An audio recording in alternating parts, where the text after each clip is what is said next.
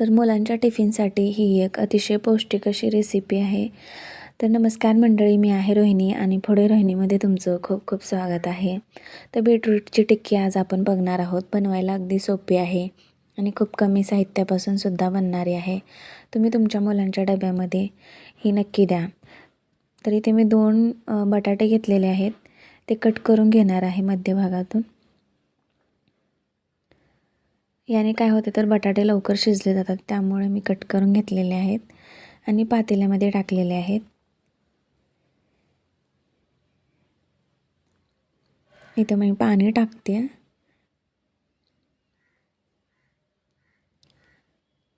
तर गॅस पेटवून घेऊया आणि त्यावरती हे बटाटे शिजायला टाकूया.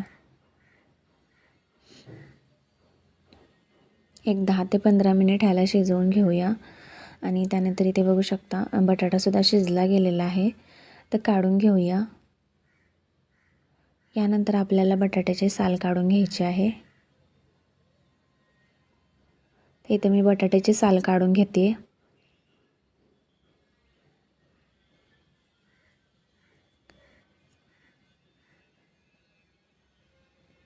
तर एक एक करून बटाट्याची सगळी साल काढून घ्यायची आहे. तर बटाट्याची साल काढून झालेली आहे. तर आपल्याला हा बटाटा स्मॅश करून घ्यायचा आहे.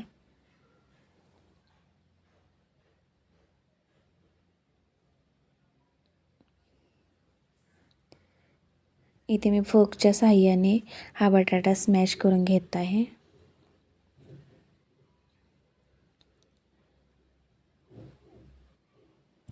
यानंतर हा बटाटा स्मॅश झालेला आहे.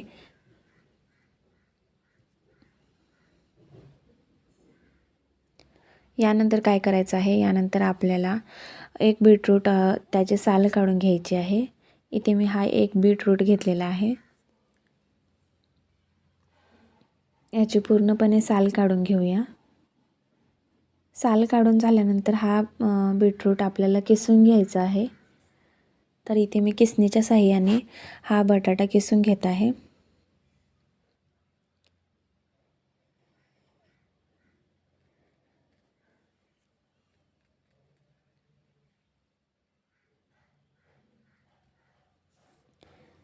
बीटरूटसुद्धा किसून झालेला आहे. यानंतर आपल्याला यामध्ये जो किसलेला बीटरूट आहे तो ॲड करायचा आहे.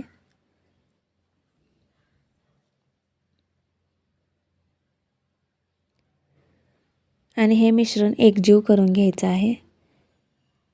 तर इथे मी हाताच्या साहाय्याने असं मिक्स करून घेत आहे, म्हणजे ते व्यवस्थित असं मिक्स होईल.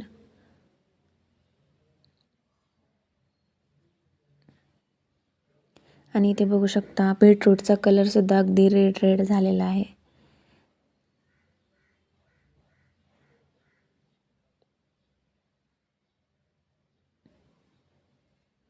यानंतर काही साहित्य घेतलेलं आहे.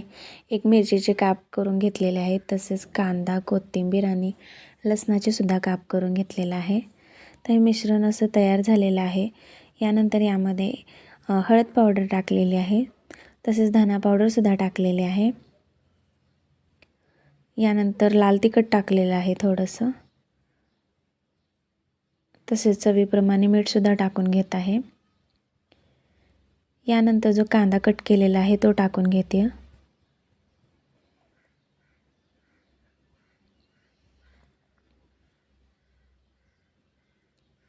यानंतर यामध्ये आपल्याला कोथिंबीर टाकून घ्यायची आहे.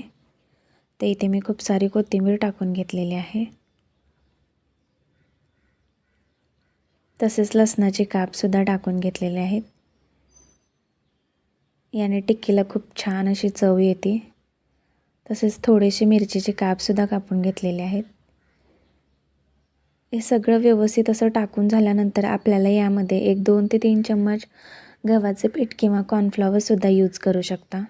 तर इथे मी टाकून घेतलेलं आहे गव्हाचे पीठ आणि हे परत एकदा व्यवस्थित आपल्याला एकजीव करून घ्यायचं आहे.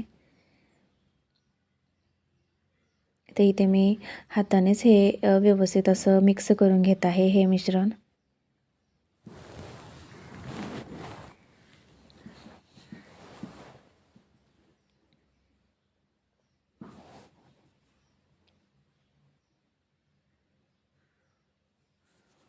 हे मिश्रण छान असं मिक्स झालेलं आहे, एकजीवसुद्धा झालेलं आहे. तर याच्या आपल्याला टिक्की बनवून घ्यायची आहेत. तर प्रथमतः इथे मी दोन्ही हाताला थोडंसं तेल लावून घेते आणि ह्या टिक्क्या बनवून घेऊ.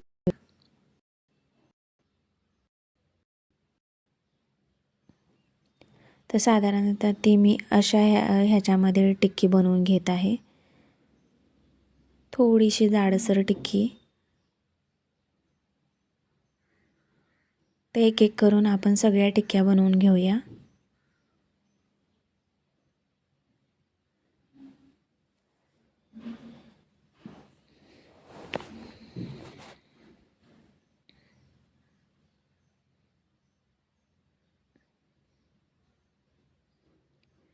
तर इथे ह्या टिक्क्या बनवून घेतल्या आहेत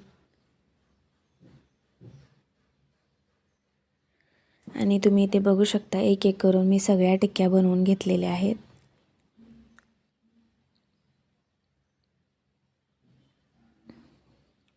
खूप छान ही अशी पौष्टिक रेसिपी तुम्ही कधी करताय मला नक्की कमेंट्स करून सांगा.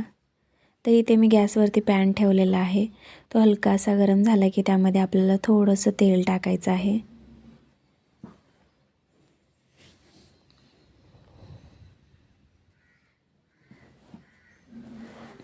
यानंतर आपल्याला टिक्की टाकून घ्यायची आहे यामध्ये.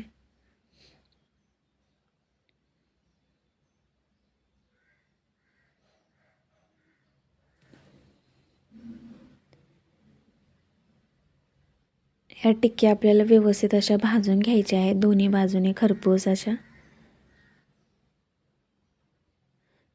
अशा भाजल्या गेल्या की ते खूप चवीला सुद्धा खूप छान लागतात. आणि ते बघू शकता खूप छान ही अशी भाजली गेलेली आहे. तर दोन्ही बाजूने ह्या भाजून घेऊया.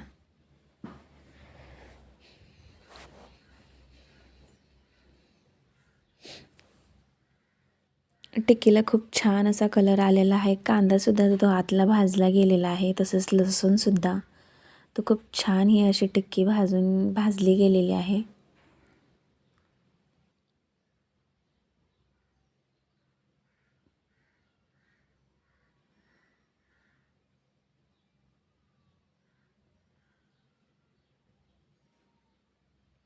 तर तुम्हाला कशी वाटली ही रेसिपी मला नक्की कमेंट्स करून सांगा. तर रेसिपी माझ्या आवडत असतील तर लाईक करा, शेअर करा आणि सबस्क्राईबसुद्धा करा आणि एन्जॉय करा.